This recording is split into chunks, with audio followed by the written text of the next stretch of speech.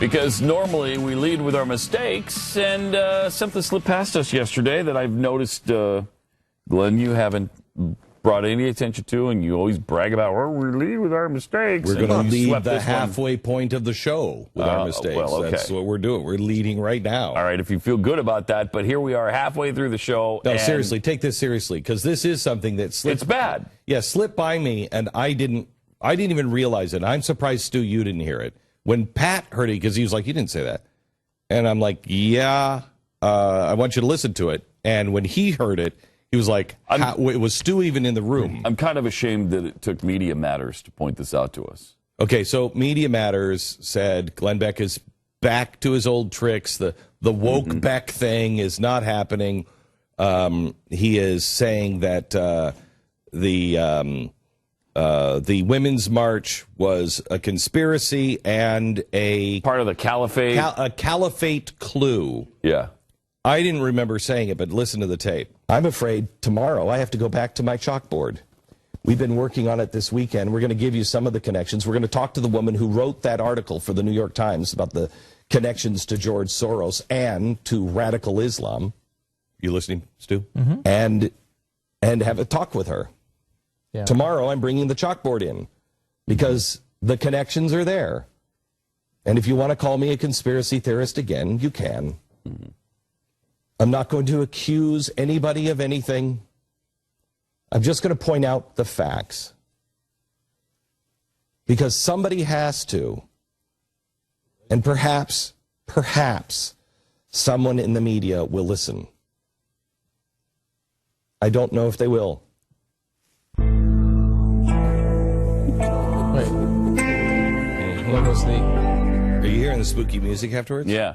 I did hear the spooky music. You can't play spooky music like that after, if it's not incredibly incendiary. Did you hear the caliphate and damning? The caliphate clue there? You heard it all, right? The caliphate clue? Yeah. That was the headline. The conspiratorial caliphate clue. You bastard. It's interesting they're still mocking the caliphate, given that we're at a war with ISIS. Well, there's actually a caliphate. Actually trying to establish it. But he did not say any of that stuff. And experts, this one we haven't even talked about. I can't remember which government expert it was, but a government expert has said that Erdogan is going to be the caliph by 2018. Oh, cool. Yeah. I like that. Think about it.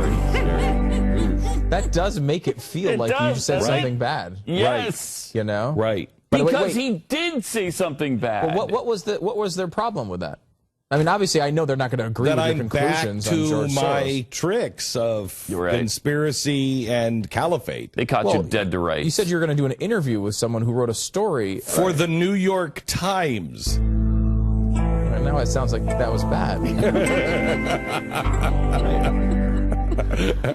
I love this because all the people are back to their tricks, and we're being so careful. I'm trying to be so careful and so calm and so rational.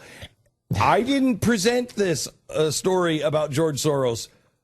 The author of the story from the New York Times did. And she was a... Oh, wow, now it sounds terrible that she did that. Yeah. Was it... she was a Wall Street Journal reporter, too. Yes, I mean, this is not like just somebody who no, wrote it's on not. No. That's a very strange thing to complain about. Yeah. Well, that was the audio that they actually put with the headline. So if you read the audio, because I read the story and I'm like, holy cow. I said, what? And I listened to the and I'm like, oh my gosh, that is hysterical. There's nothing. I didn't say anything in that clip. There was nothing except I'm going to do an interview with somebody who wrote an article in the New York Times. But if you have the stinger there, it's going to sound bad. Yeah. So our deepest apologies for... I love that. That's their attempt at, like, we're pensive and serious. Yeah.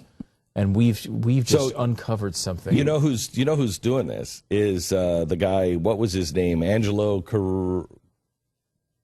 Corrosive. I can't remember, Caruso or something. He's like one of the big guys at Media Matters. Okay. And he was shopping this yesterday, but he still proudly puts on his Twitter feed that he was the guy behind Stop Beck. Do you remember that?